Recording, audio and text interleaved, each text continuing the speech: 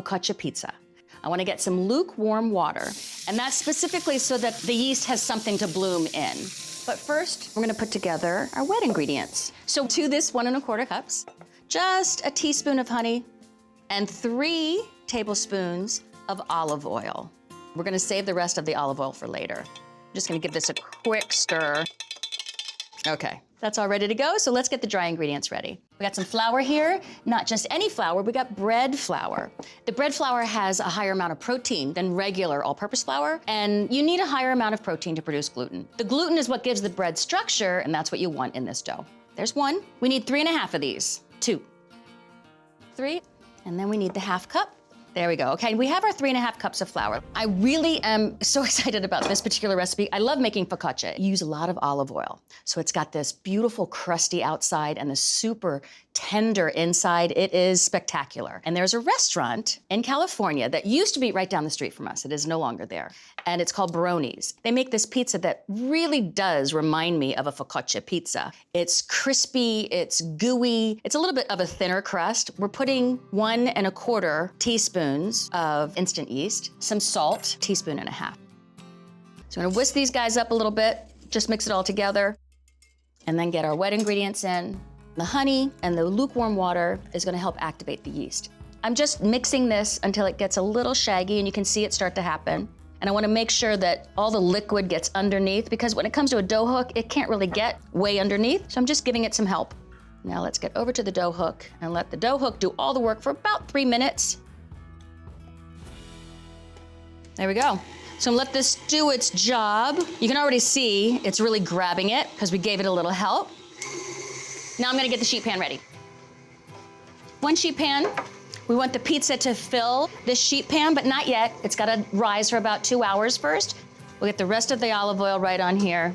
In my mind, this is what makes it a focaccia pizza, all that olive oil. So then we just wanna cover the whole pan. I mean, yeah, it's gonna help the dough not stick, but it's also gonna give the dough a lot of flavor.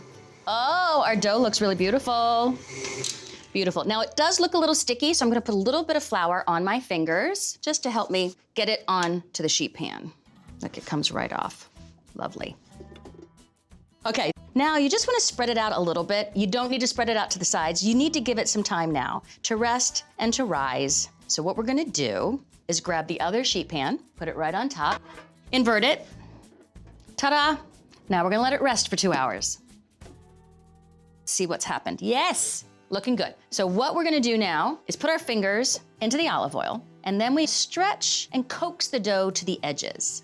And the fingerprints are fine. That's what you wanna put in focaccia. Move it along, grab some from the middle, and don't worry if it doesn't really wanna stay to the sides right yet, because you're playing with it again, it's gonna need to rest again. I think we've coaxed it about as far as we can. So we're gonna just give it a little rest, and while it rests, we'll make the tomato sauce. We've got a can of crushed tomatoes, and we're gonna add some olive oil to it. Just a couple tablespoons. We're gonna add a garlic clove, just gonna grate that right in. And the nice thing about this sauce is we're not gonna cook it, because it's gonna cook in the oven on top of the dough. We have the oven preheated to 500 degrees, nice warm, hot heat, because pizza likes a really intense heat. But it has been in a tin, so I wanna get rid of a little bit of that tinny flavor. I'm usually not a fan of sugar in tomato sauce, but I'm telling you, this really does make a difference. So it's okay just this once. And then one last thing, salt. 3/4 teaspoon. Let's give it a big old mix. So between the olive oil flavoring it and the garlic and the sugar mellowing it down, this is gonna be really, really tasty and really let the tomato flavor come through. So we are gonna make this pizza Ed and Wolfie's favorite way, with his cheese and pepperoni. Pepperoni. We're gonna use the whole package. We're just gonna layer it all on there. So I want you to know something. This is not mozzarella cheese. This is the Baroni magic. They use Monterey Jack. It's got a little bit more of an intense flavor. Mozzarella is pretty mild. Now let's stretch our dough one more time. It just needs a little coaxing, and then it's happy to oblige. All these corners, I know they're gonna be the best part, because all that olive oil is soaked right on top. So it's gonna get it nice and crispy. And then this dough is so tender. Going to be lovely. All right, we're going to layer on the sauce. So let's get that sauce, and we want all the sauce. This is nice, thick sauce. So this was definitely Ed's favorite pizza. He would go to Baroni's and pick it up all the time. But the Baroni's that we used to go to is no longer there. Guess what's sitting there now? You're never gonna guess. Ed's handprints. Because there's a Guitar Center there. So Ed's still there. So you can go visit him. Okay, the sauce is on. Now it's time for the pepperoni. So we're just gonna accordion it out, make sure every square inch is covered with pepperoni. Cheese time. Again, just layering the whole thing on. This is the classic Baroni style. Sauce, pepperoni, cheese on top. When I found out that they used Monterey Jack and not mozzarella, it blew my mind. When I think pizza, I think mozzarella. Nope. It is also not shredded. It goes right on. It couldn't be easier. So this is it. She's done, except for 20 minutes in a 500-degree oven.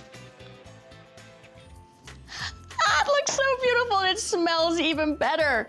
So let me just add a few final touches to it. We've got some chili flakes, and we're just gonna add some of those on, and then some dried oregano. This really adds a nice flavor. And last but not least, a little bit of Parmesan. Get that right on top. I cannot bite into this or cut into this yet because it is quite hot. I'm just gonna grab a little corner. Oh, look at the way that just sinks in. I love the crispy edges. You can see that the olive oil has just softened this dough. Look at that.